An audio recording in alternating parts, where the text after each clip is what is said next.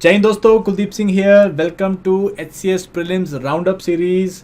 And यहाँ पे हम लोग बात कर रहे हैं ज्योग्राफी की। मेन इंटेंट इज़ कि आपके प्रीलिम्स से पहले हम लोग आपकी रिवीजन करवा दें और आपको जो है तैयार कर लें for your HCS examination. So guys, already आपने मेरी HCS की लाइक ज्योग्राफी की वीडियोस आप आई गेस फॉलो कर रहे हो। उसमें ऑलरेडी हमने काफ़ी कुछ कर लिया। आज एक इंपॉर्टेंट टॉपिक हम लोग करने वाले हैं, दैट इज़ एटमॉस्फेयर। एंड साथ साथ में जो है आई होप आप जो है MCQs को भी फॉलो कर रहे हो। एंड अगर आप MCQs को ज़्यादा डिटेल में लेना चाहते हो, ज़्यादा डिटेल में प्रैक्टिस करना चाहते हो और अपना जो है एक्यूरेसी रेट देखना चाहते हो, तो आप HCS की टेस्ट सीरीज को भी ज्वाइन कर सकते हो। यहाँ पे section wise, subject wise and full length mock test आपको मिल जाएंगे। आपकी जो है फुल ऑन प्रिपरेशन यहाँ पे हो सकती है। सो कंसिडर कर सकते हैं, ठीक है जी। सो चलिए, आज हम जो बात करने वाले हैं एरिया के बारे में, that will be atmosphere. So guys, atmosphere जो है again it is the envelope of gases. अगर हम इसको बात करें, it is nothing but envelope of gases जो हमें सरफेस के ऊपर देखने को मिलती है, जिसके कारण जो है जीवन एक्चुअली पॉसिबल हो पा रहा है हमारे धरती के ऊपर। और ये गैसेज जो हैं they are made up of, like अगर हम बात करें तो majorly it is made up of nitrogen, majorly it is made up of oxygen and कुछ जो है ट्रेस अमाउंट में अदर गैसेज आपको देखने को मिलती हैं, ठीक है जी। सो अगर मैं आपको कॉम्पोजिशन की बात करूँ तो ये आपको कॉम्पोजिशन देखने को मिलती है। Nitrogen is 78%, oxygen is 21% and आपको ये छोटी मोटी गैसेज मिलती हैं। बट ये गैसेज के ऊपर क्वेश्चन पूछ लिया जाता है कि भाई इनमें से कौन सी गैस जो है ज़्यादा देखने को मिलती है। सो आर्गन जो है वो अराउंड 0.9% के आसपास में, कार्बन जो है 0.03% है, बाकी गैसेज जो आपको चुटपुट उसमें देखने को मिलती हैं। सो ये आप थोड़ा सा ध्यान रख लेना, ठीक है जी। नाउ अगेन, जैसे मैं आपको बताऊं कि भाई जो हमारा एटमॉस्फेयर है, यहाँ पे भी आपको डेंसिटी डिफरेंशिएशन देखने को मिलता है। दैट मीन्स जो मोस्ट डेंस आपको एटमॉस्फेयर है वो आपको धरती के पास में देखने को मिलेगा, और जैसे जैसे आप ऊपर जाएंगे तो एटमॉस्फेयर की डेंसिटी जो है वो कंपैरेटिवली कम होती रहेगी। एंड इसी के कारण जो है सबसे नीचे वाली लेयर जो है वो सबसे ज़्यादा डेंस भी होती है। एंड हम लोगों को जो एटमॉस्फेयर है वो आपको स्ट्रक्चर्ड वे में देखने को मिलता है, ठीक है जी। और यहाँ पे अलग अलग लेयर्स आपको देखने को मिलेंगी। जो सबसे नीचे लेयर है सबसे ज़्यादा डेंस होती है, ठीक है। आप अगर वेट की बात करो तो अगर लेटेस्ट से 100 kgs का टोटल एटमॉस्फेयर है तो आप हैरान रह जाएंगे कि 5 किलोमीटर तक ऑलमोस्ट 50 kg का जो एटमॉस्फेयर का वेट है वो मिल जाता है। एंड जब तक आप 32 किलोमीटर तक जाते हो तो 99% जो आपका 99 kg का वेट है वो आपको इसी रेंज में देखने को मिल जाता है। तो अगर प्रैक्टिकली स्पीकिंग तो हमारा एटमॉस्फेयर जो है वो जैसे से ऊपर जाओ तो कम होता रहता है। उसका जो प्रभाव है, उसका जो वेट है वो कम होता रहता है, उसके जो डेंसिटी वो कम होती रहती है। और लाइक ऑलमोस्ट 100 किलोमीटर तक आते आते हम लोग प्रैक्टिकली मानते हैं कि भाई वहाँ से स्पेस स्टार्ट हो जाता है। दो और भी कुछ लाइट एटमॉस्फेरिक गैसेस या लाइट एटमॉस्फेयर की लेयर्स हमको ऊपर देखने को मिलती हैं, ठीक है जी। इस सबको समझते हैं हम लोग स्ट्रक्चर के साथ। एटमॉस्फेयर का स्ट्रक्चर क्या होता है, तो ब्रॉडली जो है जैसे जैसे हम लोग अर्थ के ऊपर की तरफ जाएंगे तो आपको अलग अलग लेयर्स देखने को मिलती है। हमारा एटमॉस्फेयर जो है वो लेयर्स में डिवाइडेड है। सबसे नीचे वाली लेयर को हम लोग क्या बोलते हैं, हम लोग ट्रोपोस्फियर बोलते हैं। जैसे मैंने बताया ये डेंसेस्ट लेयर है और यहाँ पे जो आपको मैक्सिमम जो है वेट देखने को मिलेगा अर्थ के एटमॉस्फेयर का। एंड यहाँ पे ही आपको जो है सारे ऑप्टिकल फिनोमिना, सारे जो है वेदर फिनोमिना देखने को मिलते हैं। बादल, बारिश, बिजली, स्काई जो है ब्लू अपीयर करना, लेट सनराइज, अर्ली सनसेट, या sorry delayed sunset and early sunrise, ये सारी चीज़ें जो है आपको यहाँ पे देखने को मिलती हैं। और यहाँ पे आपको एक और फिनोमिना देखने को मिलेगा, जैसे जैसे आप ऊपर जाएंगे और अपना हाइट गेन करेंगे वैसे वैसे टेम्परेचर जो है वो डिक्रीज होना स्टार्ट हो जाता है। एंड ये डिक्रीज होता है बाय 1 डिग्री 165 मीटर, जिसको हम लोग लैप्स रेट बोलते हैं, ठीक है जी। 1 डिग्री हर 165 मीटर में कम होता रहता है, ठीक है जी। सो ये ट्रोपोस्फियर जो है इट इज़ अगेन बहुत ज़्यादा आपको साइज में देखने या बहुत ज़्यादा हाइट तक देखने को मिलता है आपको इक्वेटर में।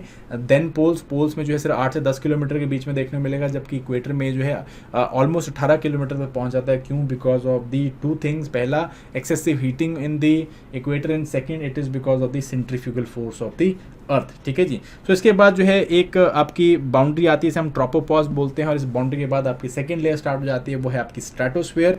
सो स्ट्रेटोस्फेयर में जो है टेम्परेचर यहाँ पे दोबारा इंक्रीज करना स्टार्ट कर देता है जैसे जैसे हम लोग ऊपर जाते हैं। और यहाँ पे 20 से 30 किलोमीटर की लाइन पे या इस रीजन पे हमको जो है एक मॉलिक्यूल देखने को मिलता है ऑक्सीजन का, जिसे हम लोग ओजोन बोलते हैं। और ये ओजोन जो है हमें क्या करता है, अल्ट्रावायलेट रेज से बचाता है, ठीक है जी। और इसी कारण जो है क्योंकि अल्ट्रावायलेट रेज को क्या करता है, जो आपका इंफ्रारेड में कन्वर्ट कर देता है, जिसके कारण यहाँ पे टेम्परेचर राइज करता हुआ दिखता है, ठीक है जी। सो ये बेसिकली 50 किलोमीटर जाती है। उसके बाद एक ट्रांजिशनल लेयर आपको देखने को मिलती है, दिस इज मेसोस्फीयर। यहाँ पे जनरली कुछ नहीं हो रहा था, मोस्टली जो है मेटियोर जो ऊपर से आते हैं वो यहाँ पे बर्न कर जाते हैं, और जो मतलब जनरली मेसोस्फीयर से नीचे चले जाते हैं वो मोस्ट ऑफ द टाइम जो है वो धरती पे जाके हिट करते हैं, वहाँ पे जाके गिरते हैं, but most of them burn in mesosphere, ठीक है जी। उसके ऊपर एक इंपॉर्टेंट लेयर आपको देखने को मिलती है आयनोस्फीयर। आयनोस्फीयर में क्या होता है, लाइक ये आपको 80 किलोमीटर के ऊपर देखने को मिलेगी।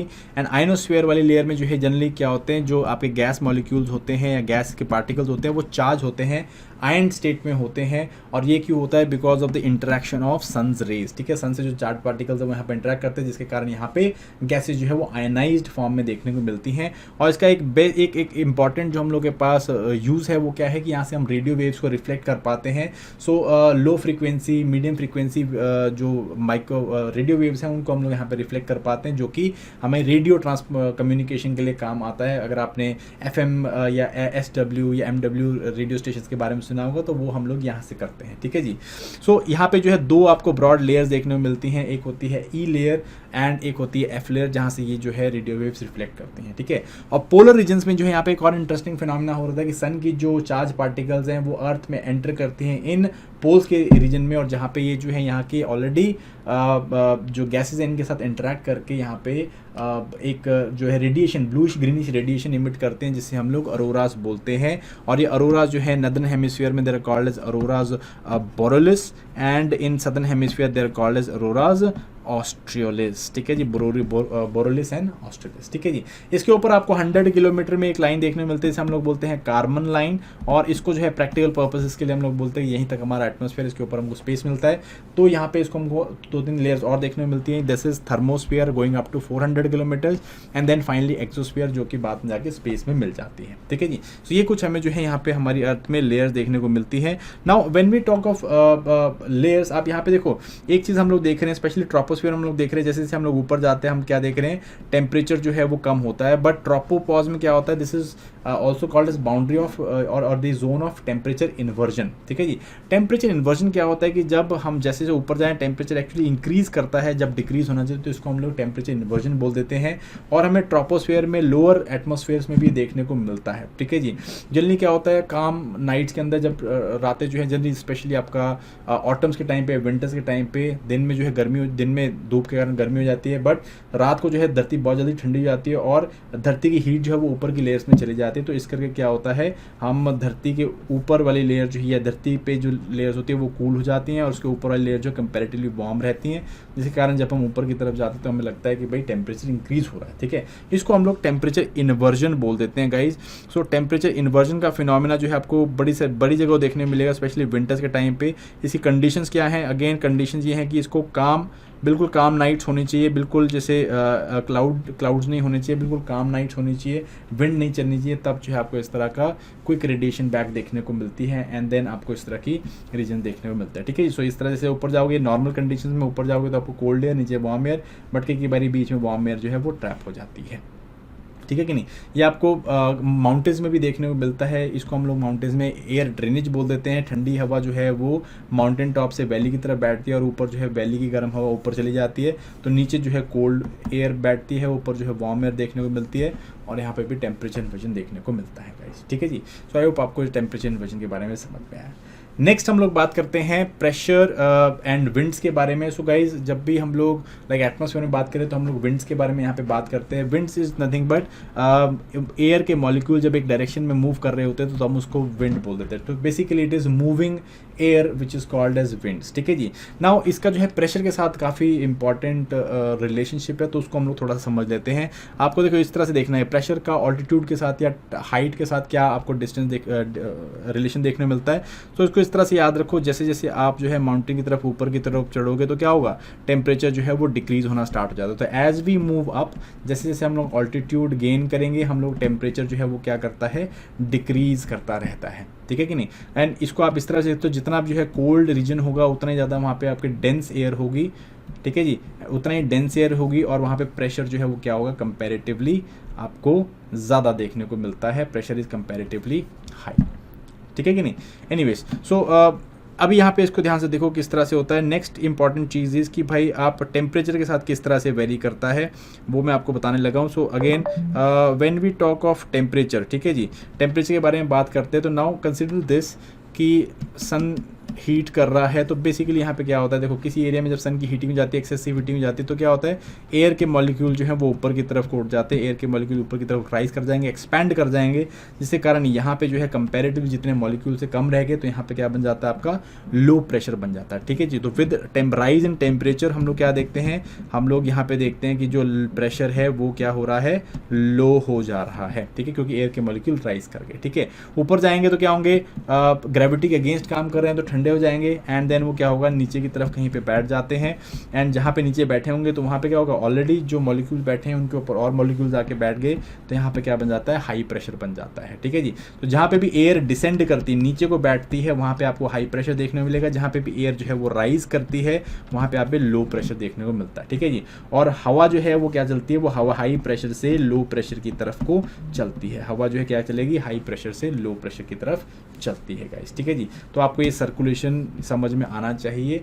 ठीक है, high pressure to low pressure हवा चलती है। जितना ज़्यादा स्ट्रॉन्ग हाई प्रेशर होगा, आपको याद रखना है, जितना ज़्यादा प्रेशर ग्रेडियंट होगा उतना ही ज़्यादा आपको क्या देखने को मिलेगा, उतने ज़्यादा आपकी विंड की स्पीड देखने को मिलेगी। ठीक है जी।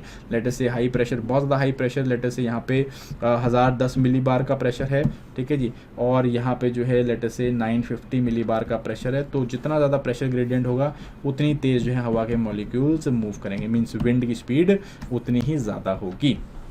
ठीक है जी। इसको ये भी याद रखना है कि भाई विंड जो है वो क्या है, विंड को हम लोग किस तरह से नेम करते हैं, it is named based on the direction it is coming from. ठीक है, जैसे कि अगर ये विंड है आपकी, तो ये कहाँ से आ रही है, ये वेस्ट से आ रही है, तो हम लोग इसको बेसिकली वेस्ट विंड बोल देते हैं। सिमिलरली ये जो विंड है आपकी, इसको हम लोग क्या बोल देंगे, इसको हम लोग जो है साउथ वेस्ट विंड बोल देंगे। ठीक है, इस तरह से हम लोग क्या करते हैं, विंड्स को नेम करते हैं। ठीक है, आई होप आपको ये समझ में आया होगा।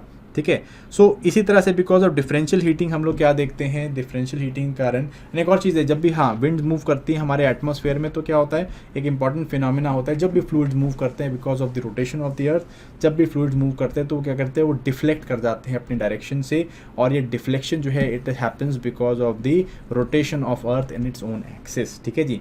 इस डिफ्लेक्शन के फोर्स को हम लोग क्या बोलते हैं, इसको हम लोग कोरियोलिस फोर्स बोलते हैं। और ये कोरियोलिस फोर्स जो है वो क्या होता है, नदर्न हेमिस्फीयर में वो deflection is always towards right, and southern hemisphere में डिफ्लेक्शन जो है वो it is always towards left. ठीक है जी। डिफ्लेक्शन किस तरह से होगी, वो जो है आपको कहाँ पे देखने मिलती है, वो टूवर्ड्स दी लेफ्ट देखने को, सॉरी टूवर्ड्स दी लेफ्ट देखने को मिलेगी। ठीक है जी। In southern hemisphere it is towards the left. इस रूल को हम लोग क्या बोलते हैं, this is called as the Ferrel's law. ठीक है, याद रखना है इसको। कोरियोलिस फोर्स जो है वो मैक्सिमम आपको कहाँ पे देखने को मिलेगी, वो पोल्स में देखने को मिलती है, और 0 to 5 डिग्री नॉर्थ साउथ में जो है ये ऑलमोस्ट 0 होती है इक्वेटर के ऊपर। ठीक है, इसको इस तरह से याद रखना है। Now because of this differential heating हम लोग देखते हैं क्या कि भाई हमारी धरती पे जो है डिफरेंशियल हीटिंग के कारण आपको प्रेशर बेल्ट्स देखने को मिलती हैं। इस तरह के प्रेशर बेल्ट्स देखने को मिल जाती है 0 to 5 degrees 10 degrees north south के बीच में आपको लो प्रेशर देखने को मिलता है, बिकॉज ऑफ इंटेंसिवली हीटिंग होती है, जिसके कारण एयर राइज कर जाती है, यहाँ पे लो प्रेशर बन जाता है। इसे हम लोग इंटर ट्रॉपिकल कन्वर्जन जोन भी बोल देते हैं, या आपका इक्वेटोरियल लो प्रेशर बेल्ट भी बोल देते हैं। ठीक है जी। एंड ये हवा उठ के कहाँ पे बैठती है, ये हवा उठ के जो है बैठती है सब ट्रॉपिकल रीजन्स में, और यहाँ पे जो है डिसेंडिंग एंड क्या बनाती है, हाई प्रेशर बेल्ट बनाती है, जिसे हम सब ट्रॉपिकल हाई बोलते हैं। ठीक है जी। सिमिलरली पोलर ईस्टर्लीज में बिकॉज ठंडा है तो यहाँ पे बहुत ज़्यादा हाई प्रेशर आपको देखने को मिलता है, एंड हाई प्रेशर से जो है हवा मूव करती है लो प्रेशर की तरफ, सब पोलर इधर की तरफ इक्वेटर की तरफ मूव करती है, बट ऊपर की तरफ उठ जाती है, तो यहाँ पे जो है आपको क्या देखने को मिलता है, यहाँ पे एक लो प्रेशर बेल्ट देखने को मिलती है कॉल्ड एज सब पोलर लो।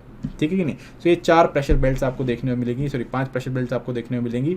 ठीक है, एक इक्वेटोरियल, ये आपका जैसे इक्वेटोरियल लो है, देन सब ट्रॉपिकल हाई है, देन सब पोलर लो है, एंड पोलर हाई है। ठीक है, ये प्रेशर बेल्ट बनती है, और उसके साथ में आपको विंड्स देखने को मिलती हैं। तो विंड्स के ऊपर मैं ज़्यादा डिटेल में नहीं जाऊँगा, इसको कभी और आराम से डिटेल में बात करेंगे, बट यहाँ पे जस्ट रिवाइज करवा रहा हूँ। तो ये आपको विंड्स देखने को मिलती हैं, हाई प्रेशर सब पोलर हाई से जो है विंड्स चलती हैं टुवर्ड्स इक्वेटर, एंड इनको हम लोग बोलते हैं trade winds. They are called by the name of trade winds. This is north east and south east trade winds, ये आपको ट्रेड विंड देखने को मिलती हैं। ठीक है जी। ये जो है 0 to 5 डिग्रीज तक आते आते ऊपर की तरफ उठ जाती है, और ये रीजन आपका जो है जहाँ से हवा ऊपर की तरफ उठ रही है, इसको हम लोग जो है डोल्ट्रम्स भी बोलते हैं, बिकॉज यहाँ पे बिल्कुल हवा नहीं चल रही होती है। ठीक है जी। सिमिलरली सब ट्रॉपिकल हाई रीजन में देखो हवा जो है नीचे की तरफ बैठ रही होती है, और यहाँ वाले रीजन्स को हम लोग क्या बोल देते हैं, कई बारी हॉर्स लैटिट्यूड्स भी बोल देते हैं, बिकॉज यहाँ पे जब पुराने टाइम में ट्रेड होता था तो हॉर्सेस को लेके जाया जाता था, और जब इस तरह के जोन में फंस जाया जाता था तो यहाँ पे क्या होता है, नेविगेटर्स को घोड़े जो हैं फेंकने पड़ते थे शिप से, ताकि उनको अपना वेट जो है शिप का वेट कम कर सके और चप्पू चला के इधर उधर भाग सके। ठीक है, सो बिकॉज ऑफ दैट इन्हें हॉर्स लैटिट्यूड भी बोला जाता है। ठीक है, इनके ऊपर जो है यहाँ के हाई प्रेशर से लो प्रेशर की तरफ विंड्स चलती हैं, इन्हें हम लोग क्या कहते हैं, इन्हें हम लोग वेस्टर्लीज बोलते हैं, एंड ये बहुत इंपॉर्टेंट रोल प्ले करती हैं पूरे ग्लोबल फिनोमिना या फिर ग्लोबल विंड्स के लिए। ठीक है जी, या ग्लोबल क्लाइमेट के लिए। एंड इसके ऊपर जो है पोल से टुवर्ड्स सब पोलर लो जो विंड चलती हैं उन्हें हम लोग ईस्टर्लीज बोलते हैं, यहाँ पोलर ईस्टर्लीज बोलते हैं। बहुत ज़्यादा कोल्ड विंड्स होती हैं और बहुत ज़्यादा कोल्ड स्टॉर्म्स लेके आती हैं। ठीक है जी, इस तरह के सेल्स आपको देखने को मिलते हैं, जैसे आपने आई होप अपने सेल्स पढ़े होंगे। तो इन सेल्स को जो आपके इक्वेटर से सब ट्रॉपिक हाई में सेल्स बन रहे हैं इनको हम लोग हेडले सेल्स बोलते हैं। एंड देन उसके बाद पोलर जो रीजन में चल रहे हैं उन्हें हम पोलर सेल्स बोलते हैं, और बीच में जो सेल्स चलते हैं उनको हम लोग फेरल सेल्स जो हैं वो बोलते हैं। ठीक है, इसके कारण जो है ग्लोबल विंड चलती हैं, सारी की सारी मैंने विंड जो आपको बताई दे आर ग्लोबल विंड्स। ठीक है जी, तो इसके ऊपर क्वेश्चन किस तरह से बन सकता है, क्वेश्चन इस तरह से बन सकता है कि भाई ट्रेड विंड्स किसे बोलते हैं, इनमें से कौन सी ट्रेड विंड्स हैं। ये भी बोला जा सकता है कि वेस्टर्लीज ये नाम किसको दिया जाता है, roaring 40s, furious 50s, श्रैकिंग 60s, ये किसे बोला जाता है, ये वेस्टर्लीज को बोला जाता है इन सदर्न हेमिस्फीयर। ठीक है जी, सदर्न हेमिस्फीयर में वेस्टर्लीज जो है बहुत ज़्यादा स्पीड में चलती हैं, जिसके कारण इनको मैरिनर्स ने ये नाम दे रखे हैं। एंड इस तरह से हमको जो है यहाँ से क्वेश्चन पूछे जा सकते हैं। ठीक है जी, आई होप इतना आपको समझ में आया। तो these are pressure belts and global wind system. ठीक है ना, ये जो विंड्स चल रही हैं ये नियर सरफेस विंड्स हैं, they are near surface wind. That means ये जो है सतह के साथ साथ में चलती, सतह के पास में चल रही हैं। बट जो आगे मैं आपको विंड्स बताने लगा हूँ ये जो है क्या होता है, ये हाई इन दी ट्रोपोस्फियर। ठीक है जी, ट्रोपोपॉज वाले रीजन में चलती हैं, इनको हम लोग बोलते हैं जेट स्ट्रीम्स। ठीक है, ये जो है वो विंड्स हैं जो कि कहाँ पे चल रही हैं, ट्रोपोपॉज में चलती हैं, और इस तरह से कंटिन्यूस विंड्स आपको देखने को मिलती हैं वेस्ट टू ईस्ट मूव करती हुई। बहुत बड़े बड़े इस तरह के फास्ट मियंडरिंग बैंड्स बनाते हैं, बहुत तेज़ हवा के इस तरह के बैंड्स बनते हैं, और हवा जो है वेस्ट टू ईस्ट इस तरह से मियंडर करती हुई चलती है। ठीक है जी, इन्हें हम लोग बोलते हैं जेट स्ट्रीम। सो जेट स्ट्रीम जो है वो बेसिकली आपको कहाँ पे देखने को मिलती हैं, कुछ परमानेंट होती है, कुछ टेम्परेरी होती है, बट 4 जो परमानेंट जेट स्ट्रीम आपको देखने को मिलती हैं वो है सब ट्रॉपिकल जेट, जो कि आपको 30 डिग्री 35 डिग्रीज में ट्रोपोपॉज के पास में चलती हुई दिखती हैं। दूसरी जो है वो पोलर जेट हैं, जो आपको सब पोलर लो रीजन के आसपास जो है चलती हुई दिखेंगी, वही वेस्ट टू ईस्ट मूव करती हुई दिखती हैं। सिमिलरली इन सदर्न हेमिस्फीयर सब ट्रॉपिकल जेट है, एंड आपका जो है पोलर ईस्टर्लीज है। ठीक है जी, जैसे कि मैंने बताया ये विंड जो है जब ऊपर उठती हैं, और ये देखो ये 30 डिग्रीज के आसपास में यहाँ पे जो है विंड जो कंसनट्रेटेड होती है, ये जो है अर्थ की रोटेशन के साथ ये इस तरह के बैंड्स बनाती हैं। सिमिलरली इन ट्रोपोपॉज यहाँ पे जो है विंड्स एक्यूमुलेट होती है, और यहाँ पे इस तरह की जेट स्ट्रीम बनती है। तो ये आपकी सब tropical jet stream and polar jet stream. ठीक है, तो ये जेट स्ट्रीम्स आपकी बनती है। वेरी वेरी इंपॉर्टेंट ये जेट स्ट्रीम्स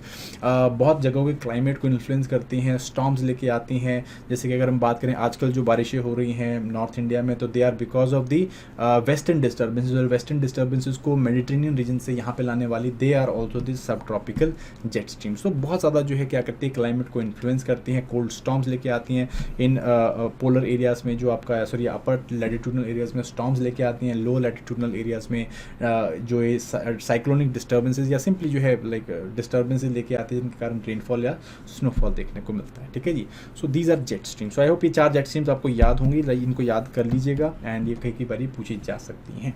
ठीक है जी, सो ये जो है आपके विंड्स वाला पोर्शन है। अगेन आई होप आपको जो है इसका ब्रॉड रिवीजन हो गया होगा। क्वेश्चन के टाइम पे हम लोग मिलेंगे, और क्वेश्चन के टाइम पे मैं जो है इसके ऊपर और डिटेल आपके साथ डिस्कशन करूँगा, किस तरह के पेपर्स या किस तरह के क्वेश्चन आ सकते हैं। Till next time guys, so thank you very much and all the best, bye bye.